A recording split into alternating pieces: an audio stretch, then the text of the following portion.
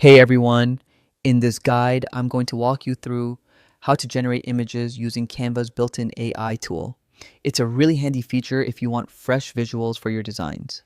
So let's jump in. First thing, open Canva and look over on the left-hand side. Down at the bottom, you'll see the apps option. By default, it usually shows design, but you'll want to click on apps. Once you're there, head to the search bar and type in Magic Media. That's Canva's own AI image generator.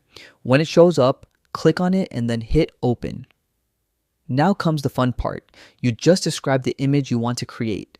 If you're going for photos, make sure you select image, then type in your description. For example, I've entered mine already. You can also set the style, like photorealistic, and adjust the size. Square usually works great.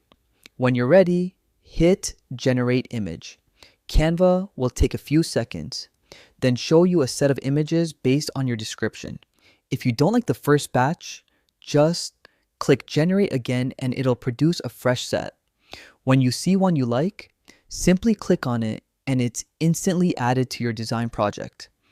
From there, you can resize it, layer it, or edit it just like any other Canva element.